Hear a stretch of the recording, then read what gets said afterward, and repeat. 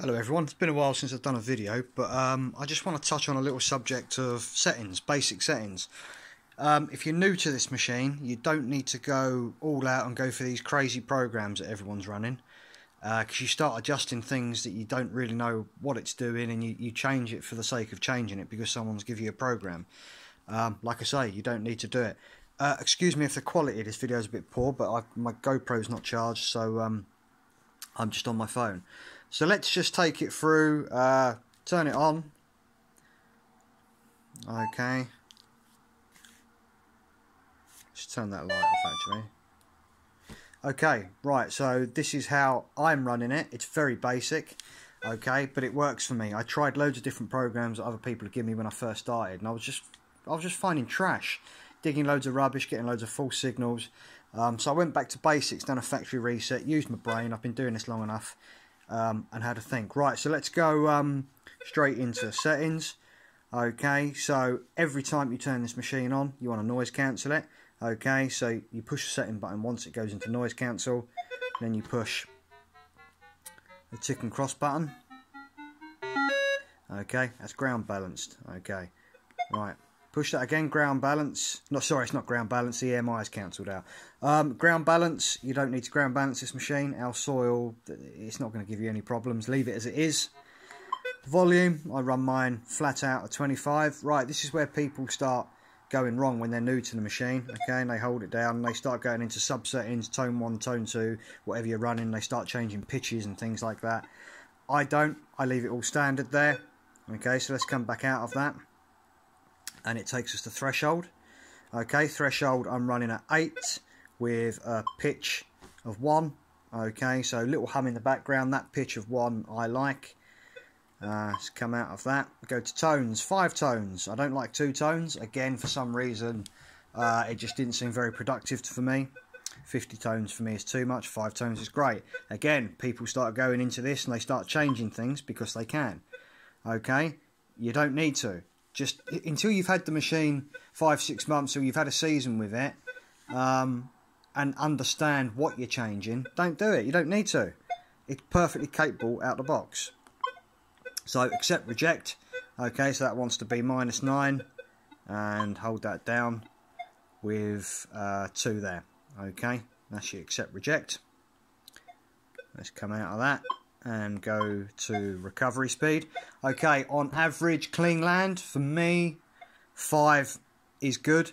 Just remember, even if you've got clean land, if you lower your recovery speed, your targets are going to seem slightly bigger. Okay, and if you up your recovery speed really high, they're going to seem smaller. I find a recovery speed of 5 on relatively clean ground, is really, really good, really stable, and it works for me. Iron bias, so hold it down. This is one people still don't understand. So it's the machine's capability to pick out a good target next to a bad target. So Roman sights, it's preset at 0, I believe. That's too low. You're going to get a lot of falsing. What I would say is, again, if you've got relatively clean ground, even if your ground is quite trashy, okay, run it at 3. If it's a really, really bad Roman sight, possibly 2. But generally, for everyday detecting, I run 3. Okay, iron bias of 3 and a recovery of 5. So from factory, okay, you're not going to be changing that much at all. All metal every time. Sensitivity, I always start off on about 21. Until you get used to the machine, because if you run it too hot, you can get a bit of noise. I'd get used to the machine first. 21 is really good. If you've got any problems with EMI, do a noise cancel first. Okay, if you're near pylons, if that doesn't knock it out, just drop the sensitivity down a bit. Okay, you're not going to lose a huge amount of depth. And then once you're past them, whack it back up a bit.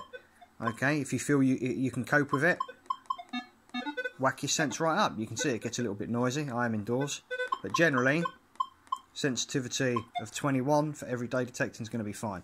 And all this is done in field 1. A lot of people are using field 2. Everything I do is field 1. So let's just go back through it again.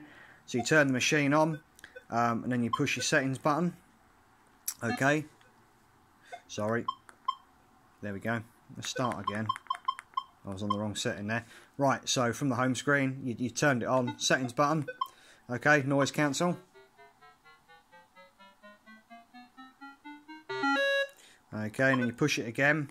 That's going to go to ground balance. Don't need to ground balance it. Volume 25. Okay, you don't need to go into the subcategory and start messing about with that until you know what you're doing. Threshold, pitch of 1 and 8 there. Okay, target tone. Again, you don't need to go into the subcategory. 5 tones for me, really works. Accept, reject, 9 and 2. Okay, come out of that. Go to recovery, start off on 5 if you've got relatively clean ground with an iron bias of 3. Okay, really, really simple. Don't overcomplicate it. I always run all metal. I like to know what's going on. And just because it's a quick machine, it doesn't mean you have to be lightning with it, you know. Give the machine time to work. If you've got a fast recovery speed, if you've got a fast machine, it's going to work even quicker. If you go slow, it's going to be even more capable of picking them targets out. So yeah, hope you got that. It's only basic settings. I'm not a professional. Okay, I don't claim to be some professional tester type detectorist, but it works for me. I'm digging cut quarters at stupid depths, airgun pellets at stupid depths. Every time I go out, I'm getting a hammered or two. How it's set up, it really, really works. And this is all done, obviously, in multi-frequency. Okay, take care.